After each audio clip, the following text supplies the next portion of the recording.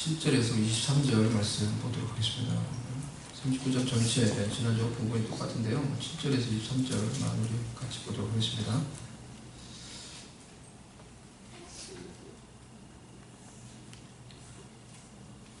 교독하도록 하겠습니다. 그 후에 그의 주인의 아내가 요셉에게 눈짓하다가 동침하기를 청하니 자기 주인의 아내에게 이르되 내 주인이 집안의 모든 소유를 간섭하지 아니하고 다 내 손에 위탁하였으니 이 집에는 나보다 큰 이가 없으며 주인이 아무것도 내게 금하지 아니하였어도 금한 것은 당신뿐이니 당신은 그의 아내임이라. 그런즉 내가 어찌 이 큰 악을 행하여 하나님께 죄를 지으리까. 여인이 날마다 요셉에게 청하였으나 요셉이 듣지 아니하여 동침하지 아니할 뿐더러 함께 있지도 아니하니라. 그러할 때 요셉이 그의 일을 하러 그 집에 들어갔더니 그 집 사람들은 하나도 거기에 없었더라. 그 여인이 그의 옷을 잡고 이르되 나와 동침하자. 그러나 요셉이 자기의 옷을 그 여인의 손에 버려두고 밖으로 나가매 그 여인이 요셉이 그의 옷을 자기 손에 버려두고 도망하여 나감을 보고 그 여인의 집사람들을 불러서 그들에게 이르되 보라, 주인이 히브리 사람을 우리에게 데려다가 우리를 희롱하게 하는도다. 그가 나와 동침하고자 내게로 들어오므로 내가 크게 소리 질렀더니 그가 나의 소리 질러 부름을 듣고 그의 옷을 내게 버려두고 도망하여 나가느니라 하고 그의 옷을 곁에 두고 자기 주인이 집으로 돌아오기를 기다려 이 말로 그에게 말하여 이르되 당신이 우리에게 데려온 히브리 종이 나를 희롱하려고 내게로 들어왔으므로 내가 소리질러 불렀더니 그가 그의 옷을 내게 버려두고 밖으로 도망하여 나갔나이다. 그의 주인이 자기 아내가 자기에게 이르기를 당신의 종이 내게 이같이 행하였다 하는 말을 듣고 심히 노한지라. 이에 요셉의 주인이 그를 잡아 옥에 가두니 그 옥은 왕의 제수를 가두는 곳이었더라. 요셉이 옥에 갇혔으나 여호와께서 요셉과 함께 하시고 그에게 인자를 더하사 간수장에게 은혜를 받게 하시매 간수장이 옥중 죄수를 다 요셉의 손에 맡김으로 그 재반 사물을 요셉이 처리하고 같이 읽겠습니다. 간수장은 그의 손에 맡긴 것을 무엇이든지 살펴보지 아니하였으니 이는 여호와께서 요셉과 함께 하심이라. 여호와께서 그를 범사에 형통하게 하셨더라. 아멘. 오늘 요셉 형통의 사람, 성품의 사람 이런 제목으로 말씀 진행하도록 하겠습니다. 요셉에 관해서 오늘 세 번째 말씀을 나누는 시간입니다. 오늘까지 아마 말씀을 전할 것 같습니다. 요셉의 형통은 하나님의 함께 하심의 결과였습니다. 그래서 그가 보디발의 집에 있든지 감옥에 있든지 하나님이 그 요셉과 함께 하심으로 요셉의 삶 가운데 형통이 시작되었습니다. 우리도 그래서 우리가 있는 곳에서 하나님의 함께 하심의 그 은혜의 증거와 그 열매들이 나타나야 되는 줄로 믿습니다. 어떻게 요셉은 그러면 어디를 가든지 하나님이 함께 하시는 그런 사람이 될 수가 있었습니까? 지난주에 두 가지를 말씀을 드렸죠. 첫 번째는 요셉은 하나님의 말씀을 따르는 사람이었다 라고 말씀을 드렸죠. 그 마음속에 아버지로부터 조상들로부터 들려진 그 언약의 말씀이 그 마음속에 깊이 심겨져 있었기에 그 말씀에 비추어서 형들의 잘못을 그렇게 말하면은 자기가 형들에게 더 미움을 받는다는 것을 알면서도 그 형들의 잘못을 아버지께 고하였던 것입니다. 두 번째로 요셉은 하나님이 주신 비전을 따르는 사람이었죠. 그래서 하나님께서 그에게 주셨던 거룩한 비전, 거룩한 꿈들이 있었죠. 그 거룩한 비전, 그 꿈 때문에 그의 인생 가운데 엄청나게 많은 그런 고초가 있었지만은 그 가운데서도 그 하나님이 주신 비전을 포기하지 않고 그 비전을 따라 꿈을 따라 살았을 때 마침내 그 비전을 이루는 하나님의 비전을 이루는 사람이 될 수가 있었던 것입니다. 오늘 세 번째로 어떻게 요셉은 하나님이 함께 하시는 그런 사람이 될 수 있었는가? 그 세 번째로 요셉은 하나님 앞에서 사는 사람이었습니다. 요셉은 하나님 앞에서 그의 인생을 살아가는 사람이었습니다. 보디발의 아내, 우리가 오늘 본문에서 읽었듯이 치명적인 이 유혹 앞에서 요셉이 어떻게 대처하는가라는 것을 보면은 그가 참으로 하나님 앞에서 그의 인생을 산 사람이라는 것을 알 수가 있습니다. 모든 죄악은 결국은 우리 가운데 있는 이 관계들을 파괴를 합니다. 그것이 죄악이 가지고 있는 치명적인 그 위험이에요. 요셉은 이 보디발의 아내가 자신을 이렇게 유혹하면서 이렇게 왔을 때 그녀에게 이 사실을 그녀에게 분명하게 이렇게 인식을 시켜 주었어요. 자신이 이 보디발의 아내 유혹을 받아들이게 될 때 세 가지의 관계가 깨어지게 되는 것을 그녀에게 어떻게 보면 말해주고 있는 거예요. 본문에 보면은 첫 번째는 요셉과 보디발의 관계예요. 요셉과 보디발의 관계가 깨어지게 돼요. 어떤 관계입니까? 종과 주인의 관계예요. 근데 단순히 종과 주인의 관계가 아니에요. 보디발이 어떤 주인입니까? 오늘 본문을 우리가 보면은 이 4절 앞부분을 보면은 4절 말씀을 보면은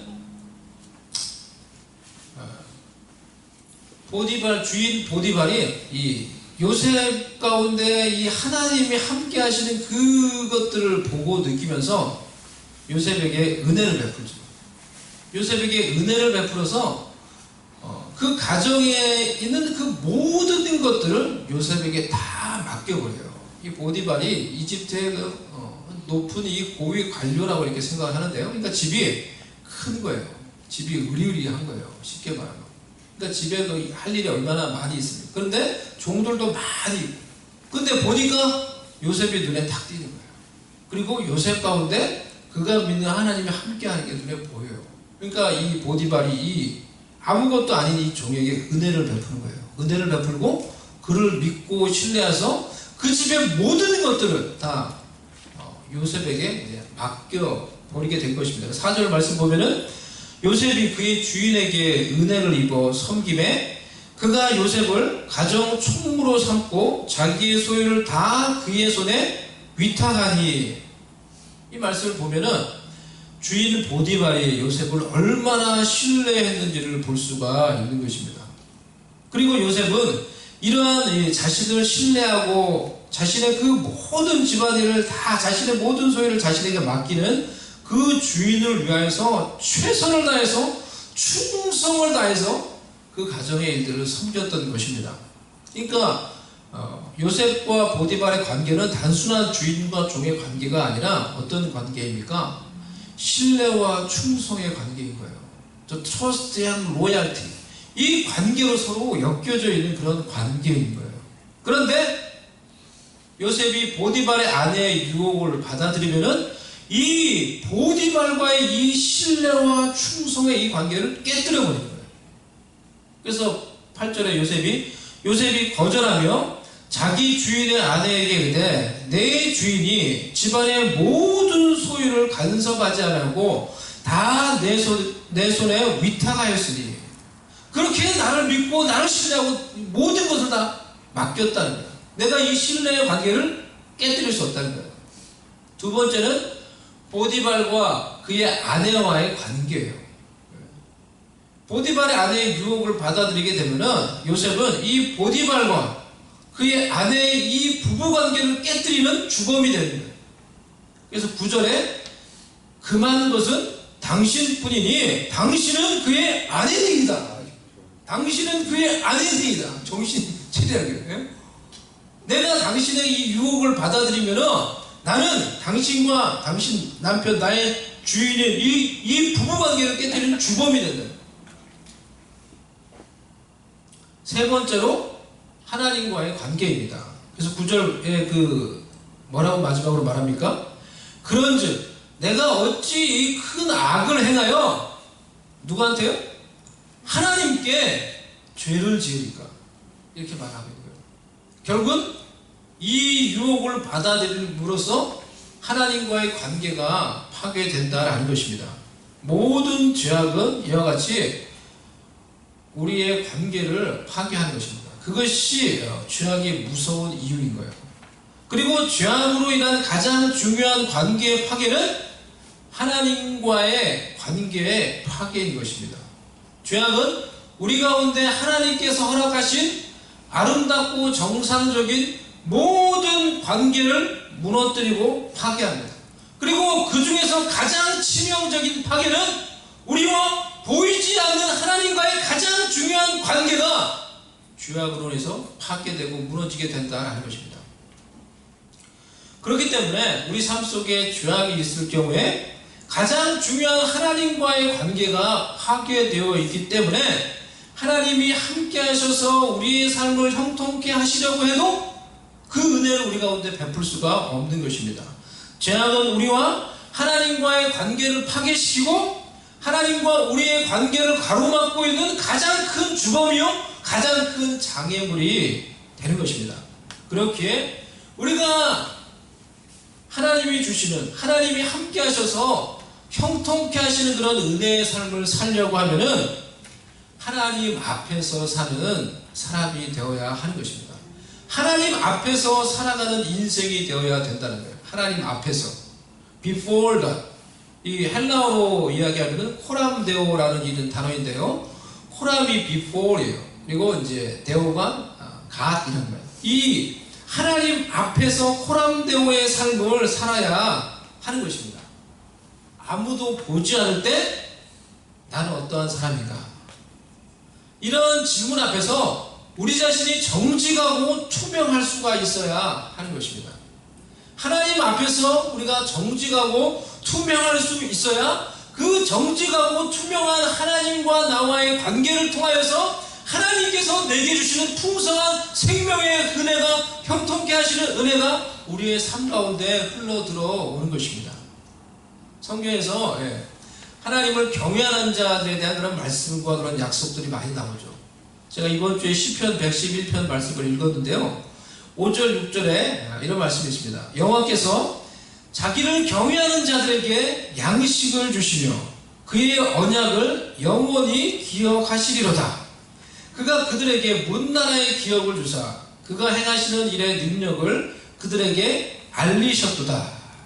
하나님을 경외하는 자들에게 주시는 그런 약속의 말씀, 자기를 경외하는 자들에게 영육간의 양식을 주시며 그의 언약을 기억하사 그 언약의 말씀이 그 사람 가운데 이루어지게 해주시고 먼 나라, 그가 알지도 못하는 그 나라들의 기업을 주시고 하나님의 그 일의 놀라운 능력을 그들이 알도록 경험하게 해주신다는 거예요.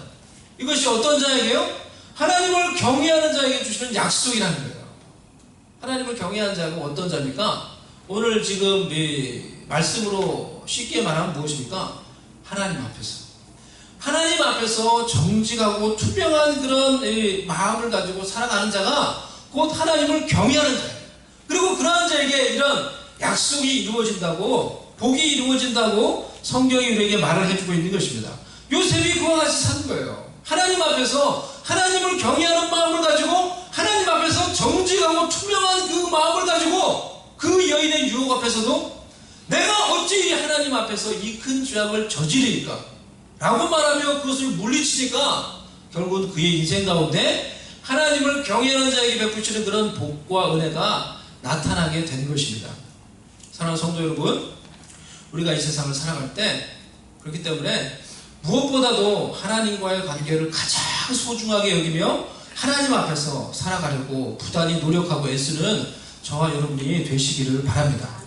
하나님과의 관계에 막힘이 없으며 하나님 앞에서 내가 부끄러움이 없으며 하나님과의 관계가 정직하며 오픈되어 있으면은 정직한 자의 기도를 들으시고 그 나와 하나님과의 그 열려있는 정직한 그 관계의 통로를 통해서 하나님께서 주시는 풍성한 생명의 은혜가 내 삶 가운데 흘러 들어오게 되는 것입니다. 우리의 영원한, 우리의 완전한 의가 되시는 예수 그리스도를 믿고 의지함으로 우리의 의가 되시는 그 예수 그리스도를 굳건히 믿고 의지함으로 예수님이 주시는 완전한 의를 덧입고 하나님 앞에서 하나님이 주시는 그 관계를 통하여 우리 가운데 생명을 주시되 풍성케 주시며 우리 가운데 은혜 위에 은혜를 더해 주시는 그 예수 그리스도의 은혜를 우리의 삶 가운데 누리며 그 은혜를 경험하며 살아갈 수 있는 저와 여러분이 될 수 있기를 주님의 이름으로 축복합니다. 우리가 그런 삶 살기를 원하고요. 그리고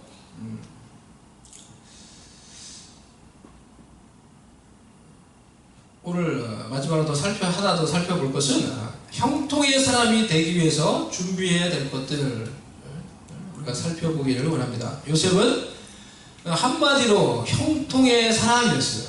요셉은 그래서 a man of accomplishment. 2절 말씀을 보면은 여호와께서 요셉과 함께 하심으로 그가 형통한 자가 되어 라고 이렇게 말을 하고 있죠. 이 부분을 이제 이 원어를 그대로 이제 직역을 하면은 이렇게 됩니다.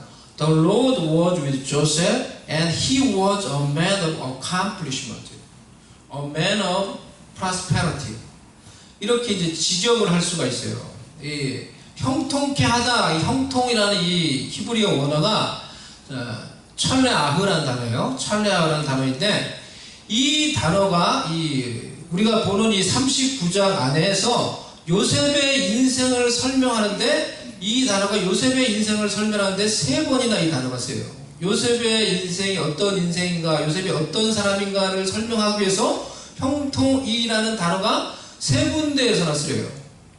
2절, 3절, 23절에서 다 이 단어가 쓰여요. 그러니까 무슨 말이냐고 하면 한마디로 요셉의 인생은 어떤 사람이요? 요셉은 형통한 인생이었다는 거예요. 요셉은 형통의 사람이었다는 거예요. A man of accomplishment, a man of prosperity. 요셉의 인생을 39장에서 이렇게 설명을 해요. 그러면은 우리가 잘 아는 이 말씀 중에 시편 1편 말씀 있죠. 거기에 보면은 이제 복 있는 사람에 관한 이런 말씀이 나오죠. 복 있는 사람은 이렇게 말하면서 이 하나님의 말씀을 주야로 묵상하는 이런 자들이 복이 있다라고 말하면서 그러한 삶 가운데 베푸는 이 복에 대해서 3절에서 이렇게 설명을 하죠. 그는 시냇가에 심은 나무가 철을 따라 열매를 맺으며 그 잎사귀가 마르지 아니함 같으니 그가 하는 모든 일이 다 형통하리로다. 여기도 형통이라는 단어가 나와요. 그죠? 여기서 쓰인 그런 형통이라는 단어 그럼 어떤 단어일까요? 여기서 쓰인 단어는? 궁금해서 제가 찾아봤어요. 여기서 쓰인 이 형통이라는 단어도 똑같은 찰레아흐라는 단어예요. 즉 우리 모두 이 성경에서 이와 같이 이게 성경에서 말하는 진정한 형통이 있는 삶을 살아가는 저와 여러분이 될 수 있기를 바랍니다. 그런 인생 될 수 있기를 주의 이름으로 축복합니다. 우리가 정말 이 성경에서 말하는 이런 형통, 그러한 삶을 살아가는 자가 되기를 원하는데 하나님이 함께 하시는 진정한 이 요셉과 같은 그런 형통의 사람이 되려면은 먼저 하나님이 인정하시는 성품의 사람이 되어야 하는 것입니다. 요셉은 a man of accomplishment라고 제가 얘기를 했어요. 근데 before a man of accomplishment we should be a man of character. 하나님이 원하시는 하나님이 주시는 진정한 형통, 성경의 형통의 삶을 우리가 누리기 위해서는 먼저 하나님이 원하시는 진정한 성품을 가지고 있는 자들이 되는 것이 우리 가운데 필요하다라는 거예요. 이것이 바로 우리가 읽은 창세기 39장의 요셉의 스토리가 우리에게 주는 중요한 교훈이에요. 하나님이 주시는 진정한 형통은 영원한 가치를 가지는 것입니다. 끝까지 잘 되는 거예요. 끝까지 잘 되는 거예요. 그것이 성경에서 말하는 진정한 형통이에요. 요셉에게도 이런 진정한 형통, 성취가 있기 전에 하나님이 인정하시는 성품으로 준비되고 연단되어지는 그런 시간들이 필요했던 것입니다. 그래서 창세기 39장의 일련의 사건들이 그것들을 우리에게 보여주고 있는 거예요. 그러면 하나님이 인정하시는 그런 성품을 얻으려면 첫 번째로 중요한 순간에 바른 결정을 내려야 합니다. 중요한 순간에 바른 결정을 내려야 따라해 보십니다. 중요한 순간에 바른 결정을 내려야 합니다. 요셉에게도 중요한 순간이 있었어요. 위기의 순간이 있었어요. 바로 우리가 오늘 읽은 이 보디발의 아내가 그를 유혹하며 찾아오는 그런 순간이었어요. 계속되는 보디발의 아내의 유혹이 있었어요.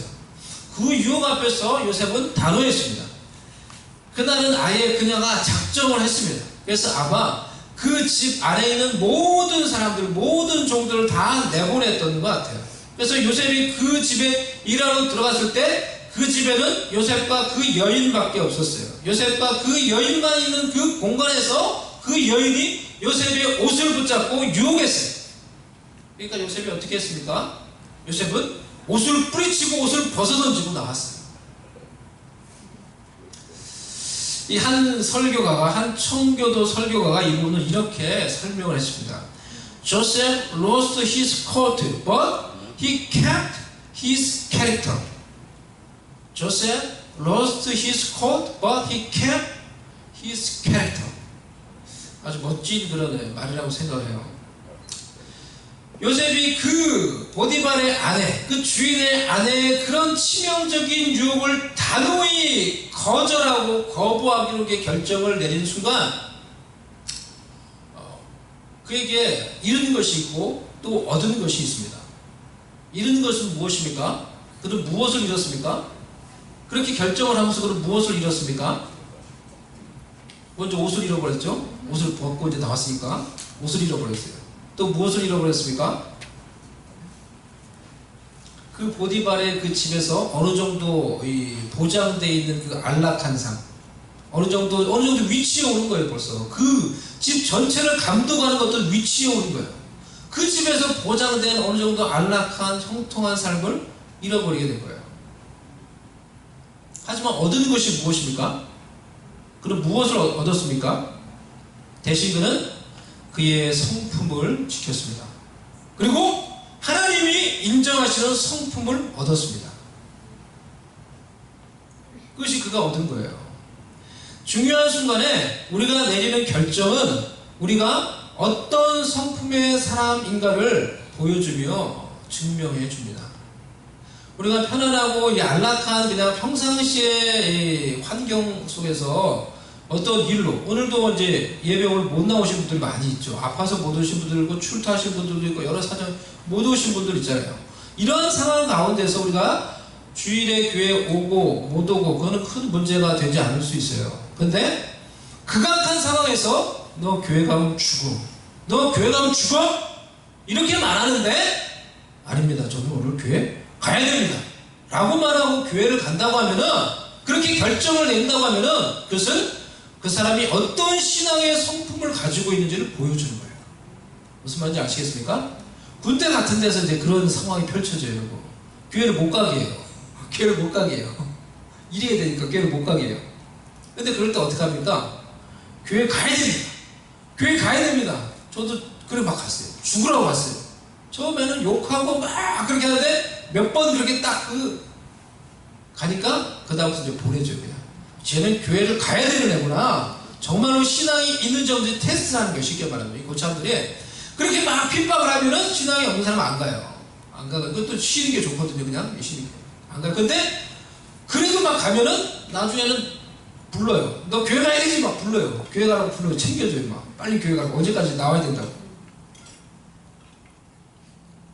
우리가 이 세상을 살면서 여러분, 유행가라는 거죠. 유행가 많이 아세요? 가요 많이 아세요? 우리가 유행가를 이제 들을 수도 있고 뭐 부를 수도 있고, 근데 딴 사람을 쳐다보는데 거기서 유행가 얘기 잘하는 분이 있나 봐요 여기 지금.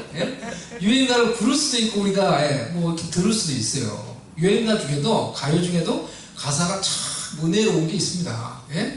제가 이번 수양회 때 사실 그 한 곡을 부를까 지금 생각을 하는데, 지금 아주 은혜로운 좋아하는 제가 가요가 하나 있거든요. 그 부를까 그런 생각도 하는데, 여러분 우리가 뭐 들을 수도 있고 뭐 부를 수도 있어요. 근데 제가 군대를 딱 갔는데요, 군대를 갔더니 정말로 난생처음 정말 내 삶의 환경이, 내 주변의 환경에 하나님을 경외하는 것이 전혀 1도 없는, 뭐 일이라 이런 말을 쓰죠. 요즘에 하나님을 경외하는 것이 전혀 없는 그야말로 불신앙이 가득한 환경 가운데 내가 있는 거예요. 군대를 딱 가보니까. 근데 그런 환경 속에서 노래하라고 시키더라고요. 노래하라고 시키더라고요. 막 쫄병 때, 훈련병 때. 제가 가요를 많이 알지만은 가요를 아는 게 있고 또 이제 잘 부르는 게 있어요. 잘 부를 수 있는 게 있어요. 얼마든지 그래서 제가 가요를 잘 알고 또 이제 잘 부를 수 있는, 그 사람이 좋아할 수 있는 그런 가요를 부를 수 있는 것이 분명히 있지만은 가요를 부르지 않았어요. 그 상황에서 가요를 부르고 싶지 않았어요. 그 상황에서 내가 가요를 부르면은 그것이 단순히 그냥 노래를 부르는 게 아니라 내가 어떠한 사람인가를 보여주는 일이 되기 때문에 거기서 가요 부르지 않았어요. 제가 군대에서 가요 부르지 않았어요. 노래 시킬 때 항상 찬송과 가스펠을 불렀어요. 여러분의 인생에도 중요한 순간, 위기의 순간이 있을 수 있습니다. 그래서 때로는 갑자기 찾아와요. 그 중요한 순간에 하나님 앞에서 바른 결정을 내릴 수 있는 저와 여러분이 될 수 있기를 바랍니다. 그것이 저와 여러분이 어떠한 사람인가를 보여주는 증거가 되는 것입니다. 사람들 앞에서, 하나님 앞에서. 지난 과거에 우리가 그렇게 하지 못했다고 하더라도 설사 앞으로도 기회가 있을 것입니다. 결정을 내리고 선택을 해야 하는 중요한 순간에, 위기의 순간에 내가 믿는 하나님 앞에서 바른 결정을 내림으로 하나님이 인정하시는 성품의 사람이 될 수 있기를 바랍니다. 중요한 순간에 하나님이 기뻐하시는 뜻을 선택을 하고 하나님이 가장 중요하게 여기는 것을 나도 선택할 수 있는 저와 여러분이 될 수 있기를 바랍니다. 두 번째로 인내하며 하나님을 기다리라는 것입니다. 인내하며 하나님을 기다리라. 현실적이며 급하며 당장 눈앞의 결과를 얻기를 원하는 우리에게 이 말만큼 영적이면서 때로는 답답함을 줄 수 있는 말도 없을 것 같습니다. 인내하며 하나님을 기다리라. 하지만 하나님이 인정하시는 성품은 우리의 바람대로 그것이 하루아침에 이루어지는 것이 아닙니다.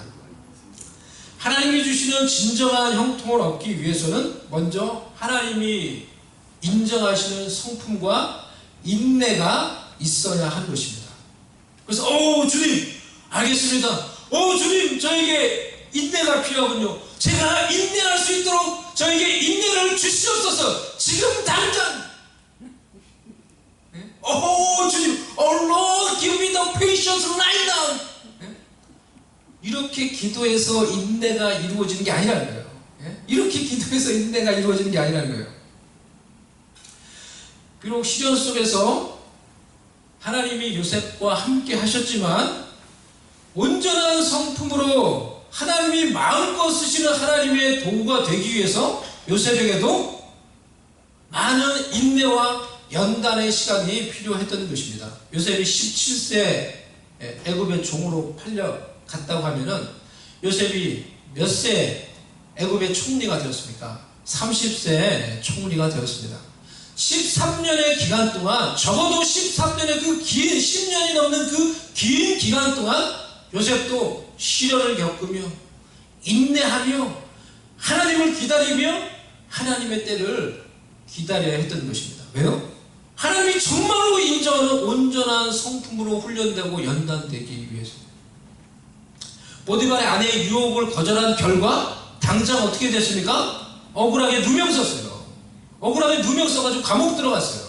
그리고 그는 옳은 결정을 했지만 누명을 쓰고 억울함과 부당함 속에서 감옥에서 꼬박 2년을 보내야 했어요. 요셉이 감옥에 들어간 것은 억울하고 부당한 일이었지만 그 감옥에 있는 동안 요셉은 인내하는 것을 배웠던 것입니다.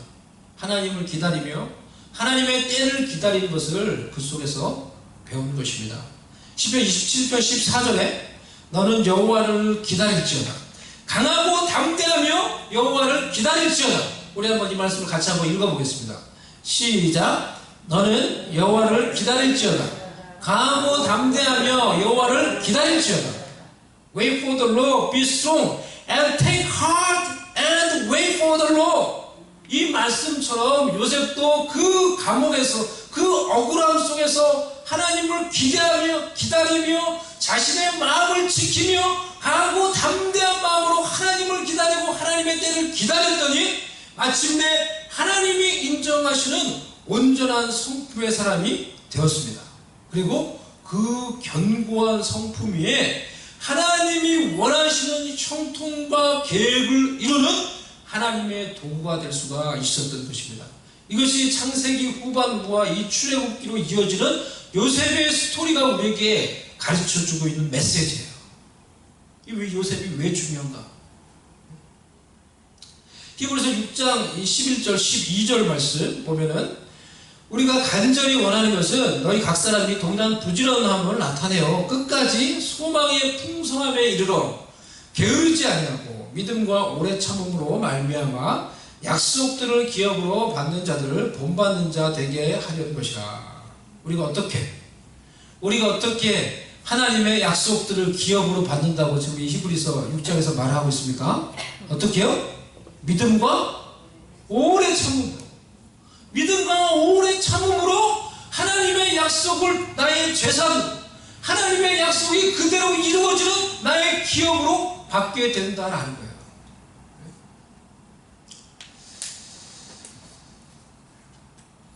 로마서 우리 5장 3절 4절 말씀 우리 봅시다. 로마서 5장 3절 4절 말씀. 다만 이뿐 아니라 우리가 환난 중에도 즐거워하나니 이는 환난은 인내를, 인내는 연단을, 연단은 소망을 이루는 줄 알미로다. 우리가 잘 아는 말씀이죠. 바울이 환난 중에도 우리 믿는 성도가 기뻐한다고 했어요. 왜 기뻐합니까? 환난이 몰라요? 환난이 produce, 환난이 몰라요? 인내를 낳아요. 근데 우리가 인내하면 인내가 무엇을 낳는다고요? 연단을 낳는다고 했어요. 근데 연단이 뭐예요? 영어로 보면 캐릭터예요. 캐릭터. 성품이에요. 성품. 환난 가운데서 인내하면은 연단을 낳고 그 연단이 바로 우리의 성품인 거예요. 우리가 그런 하나님이 인정하신 온전한 성품을 이루면은 그 성품 가운데 하나님이 주시는, 하나님이 원하시는 소망을 이루게 된다라는 것입니다. 예? 많은 사람들이 하나님이 인정하시는 이와 같은 성품, 이런 캐릭터를 얻지 못한 채 조급하게 눈에 보이는 성공을 얻은 후에 그의 인생이 후반부로 가면 갈수록 그가 얻은 그 눈에 보이는 성공으로 인해서 그의 인생과 그의 삶이, 그 사람 자체가 타락하고 망가지는 것을 우리가 보게 됩니다. 사역 안에서도 마찬가지입니다. 신앙의 세계 안에서도 마찬가지예요. 우리가 얼마나 그런 것들을 많이 봅니까? 예? 성공으로 인해서 나중에 그의 인생이 망가져요. 온전한 그런 성품으로 준비되지 못하는 경우에 아무도 보는 이 없을 때 당신은 누구인가? 라는 이 책이 있어요. 이 책을 쓰신 분이 이름만 대면 다 아는 미국에서 아주 유명한 그런 사역자입니다. 아마 근래에 한국교회 그리고 뭐 세계적으로도 마찬가지고요. 근래에 이제 이렇게 크게 이렇게 이 한국교회나 이렇게 여러 이 세계에 이렇게 영향을 미친, 이분만큼 이렇게 많은 영향을 미친 분이 없을 거예요. 근데 저는 몰랐는데 이제 지난주에 그 이야기를 다른 목사님께 들었는데 이분이 작년에 그래서 아무도 보는 일이 없을 때 당신은 누구인가라는 그런 책까지 쓰신 분인데 그분이 그만 아무도 보는 일이 없을 때 다른 여성도와 그러니까 그런 부적절한 관계를 오랫동안 그런 지속했던 것이 이제 드러나면서 작년에 조기 은퇴했다는 거예요. 그 목사님이. 제가 좀 그래서 놀랐어요. 그래서 막 인터넷을 찾아보니까 그런 기사가 있더라고요. 그분은 정말로 사역적으로 성공하신 분이에요. 그래서 큰 열매와 큰 명성을 얻었던 분이에요. 하지만 그분이 얻었던 그런 형통도 사실은 진정한 형통이 아니더라는 거예요. 지나고 보니까. 그런 게 진정한 형통을 말하는 게 아니에요. 그렇게 진정한 성공과 열매를 얻기 전에 그것을 감당할 수 있는 견고한 성품을 우리가 준비해야 하는 것입니다. 하나님이 인정하시는 성품이 여러분이 정말로 얻어야 할 형통, 하나님이 진정 원하시는 성공과 열매를 얻게 해 주는 것입니다. 사랑하는 여러분은 어떤 성품의 사람입니까? 여러분은 어떤 성품의 사람입니까? 사람들 앞에서, 하나님 앞에서 어떤 성품의 사람입니까? 믿음의 사람입니까? 소망의 사람입니까? 여러분을 가르칠 때, 그러니까 저 사람은 요셉을 가르칠 때 성경이 뭐라 했어요? A man of accomplishment. 그게 요셉의 인생의 한마디로. A man of accomplishment. 그 전에 우리 가운데 우리가 어떤 성품의 사람인지가 먼저 더 중요해요. 그것이 준비돼야 돼요. 내가 소망의 사람인지, 믿음의 사람인지, 사랑의 사람인지, 인내의 사람인지, 여러분은 어떤 성품의 사람입니까? 여러분 지금 무엇을 얻었느냐가 중요한 것이 아니라 여러분 지금 어떤 목표를 향해 달려가고 있느냐 하는 것이 중요한 것이, 어찌 보면 그거보다 더 중요한 것이 여러분이 지금 저와 여러분이 어떤 성품의 사람인가, 어떤 성품의 사람으로 준비되어 가고 있느냐가 어떻게 보면 더 중요하다는 거예요. 적어도 하나님의 관점에서 그것이 더 중요한 거예요. 그래야지 안전해요. 그래야지 영원히 지속돼요. 그 성품으로 준비된 후에 하나님이 주시는 그런 열매를 우리가 거두게 될 것입니다. 여러분에게 한번 스스로 질문을 해보십시오. 나는 지금 어떤 성품으로 더 훈련되고 연단되기를 원하는가? 하나님은 지금 내가 어떤 성품으로 더 훈련되고 연단되어 가기를 원하는가? 시련의 때, 고난의 때, 인내의 때 하나님이 원하시는 먼저 이런 성품의 사람으로 내가 훈련되고 준비되어져 가게 주시옵소서. 하나님이 원하시는 그런 성품의 사람으로 준비되어서, 그래서 우리 가운데 있는 지금 눈앞이 안 보이고 막 얼마나 우리가 고민이 많습니까, 때로는. 하지만 그럴 때가 바로 우리의 성품을 준비해야 될 때예요. 하나님 앞에서 우리의 성품을 준비하라고 하나님이 이 시간을 우리 가운데 어떻게 보면 허락해 주신 거예요. 이 기간을 나의 이 성품을 이렇게 하나님 앞에서 준비함으로 하나님이 진정 우리에게 주시고자 하는 그런 열매를 거두고 그것을 끝까지 지속할 수 있어요. 그래서 하나님께 영광을 돌리고 하나님의 뜻을 이룰 수 있는 저와 여러분이 될 수 있기를 간절히 주님의 이름으로 축복합니다. 우리 같이 이 시간 한번 기도하십시다. 우리가 나눴던 이 말씀을 생각하며 기도하십시다. 요셉에 관해서 제가 이 3주에 걸쳐서 설교를 했는데요. 그 말씀도 생각하며 또 오늘 우리 나눴던 이 말씀을 생각하며 우리 자신에게 한번 적용하면서 한번 기도하십시다. 하나님 앞에서. 또 하나님, 제가 정말, 우리는 때로는 그것을 정말 중요하게 여기지 못하지만 하나님의 관점에서 정말 내가 지금 어떤 성품의 사람으로 준비되고 훈련되어져 가는 게 하나님의 시간에는, 하나님의 관점에서는 어쩌면 더 중요하다는 것입니다. 하나님, 제가 그렇게 준비되게 해주십시오. 성장하게 해주십시오. 그런 믿음의 사람, 인내의 사람, 소망의 사람, 기쁨의 사람으로 준비되어져 가게 해주십시오. 그래서 하나님이 뭔가를 주실 때 안전하게 영원히 그것을 받고, 그래서 하나님의 뜻을 이룰 수 있는 인생 태도. 그럼 나같이 우리 잠시 한번 자신을 위해서 잠시 기도하도록 하겠습니다.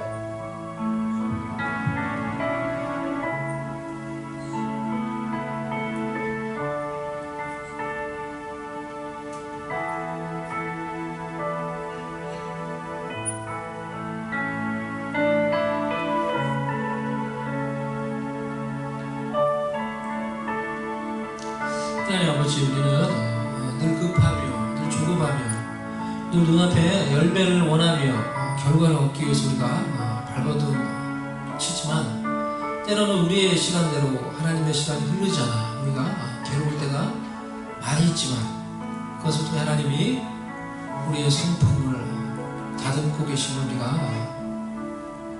알게 해주시옵소서.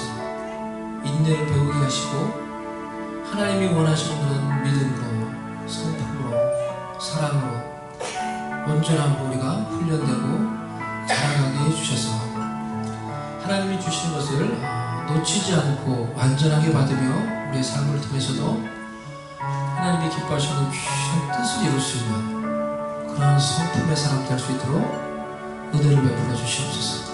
그래서 요셉과 같이 정말로 하나님이 원하시는 진정한 형통이 우리의 삶 가운데도 있게 하여 주시옵소서. 예수님의 이름으로 기도드리옵나이다. 아멘.